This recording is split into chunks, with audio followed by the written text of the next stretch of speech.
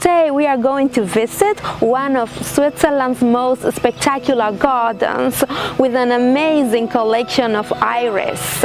It's like a carpet of colors with shapes and shadows.